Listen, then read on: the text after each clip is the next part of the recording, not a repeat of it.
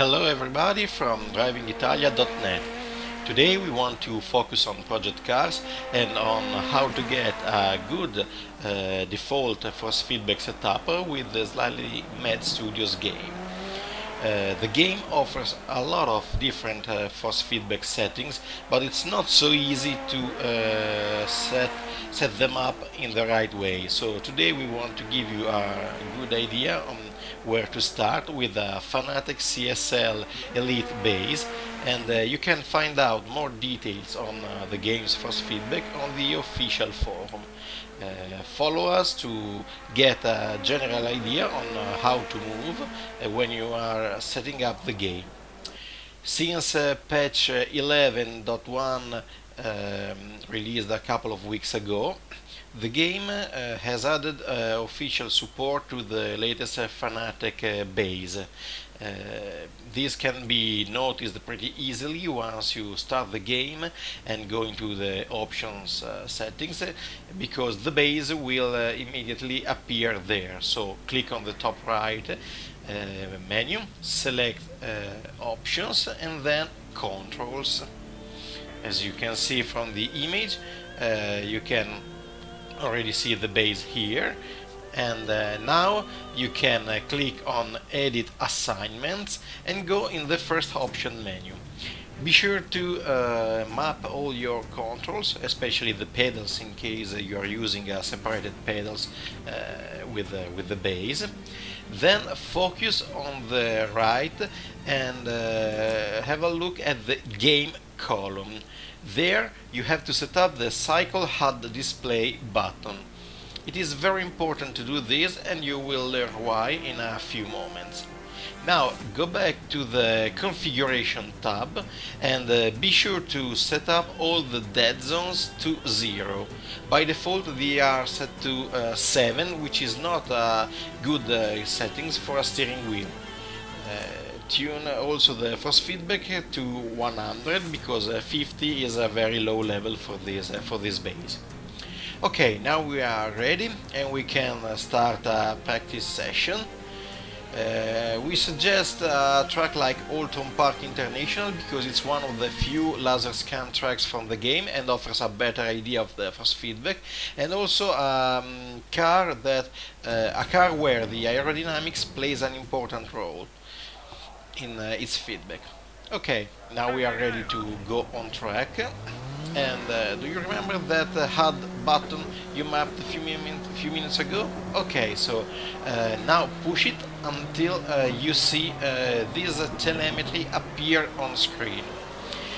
This is very important to get the feedback right, and you will want to focus on the top left corner of the screen, where there is this area with a yellow bar moving up and down.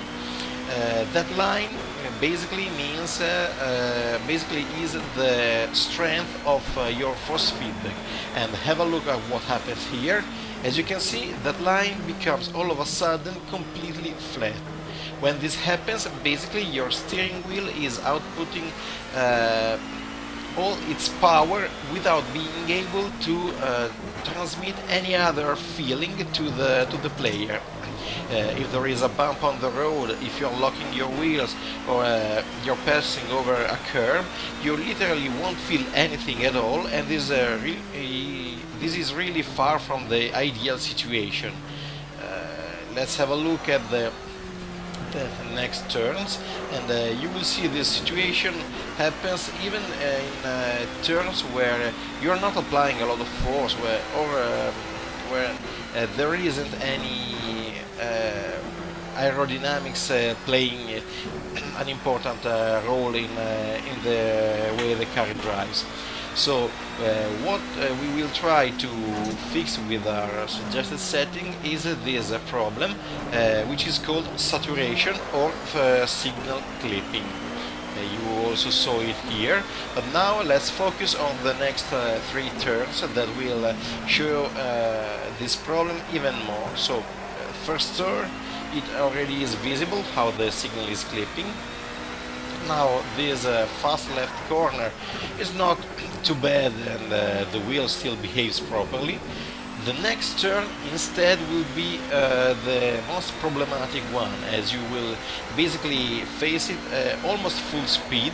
And here, have a look again at the line.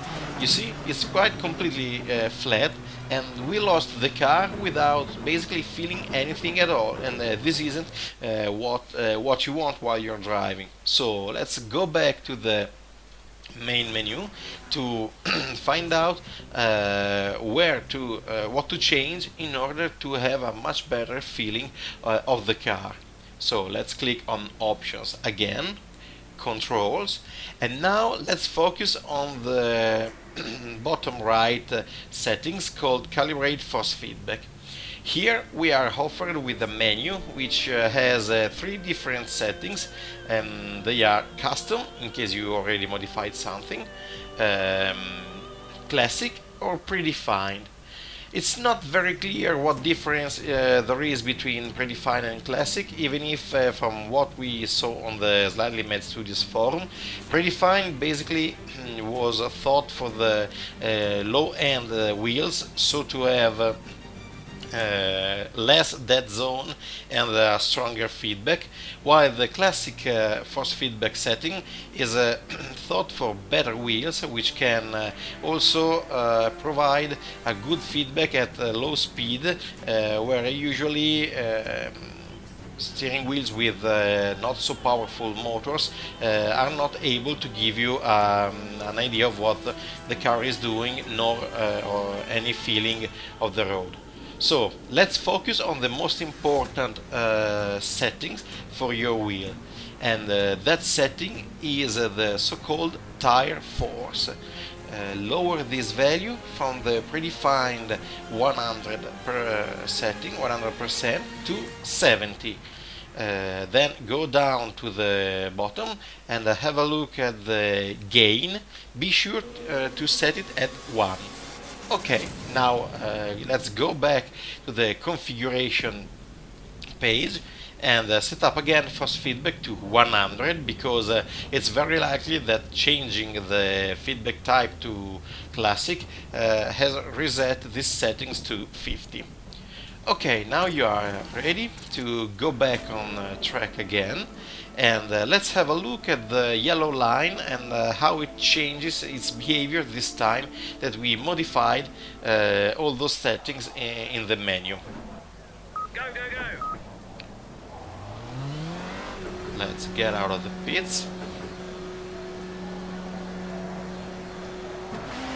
The first feeling that you will get is a smoother steering wheel. In general, you will have the idea that somehow the force is a little bit reduced. This isn't very much the case though, as soon as you will approach a fast turn, you will immediately feel again all the power that all the force that this base is able to output. And if you look closely at the yellow line, you will very likely notice that now we are clipping way less than before.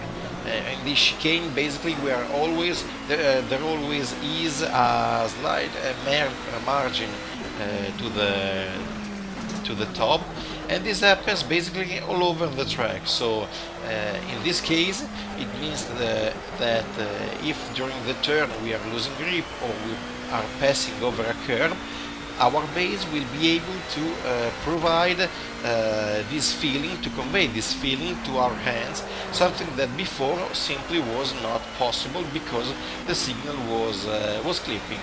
So driving like this really makes a lot of difference, and it really transforms the game too into a much better experience.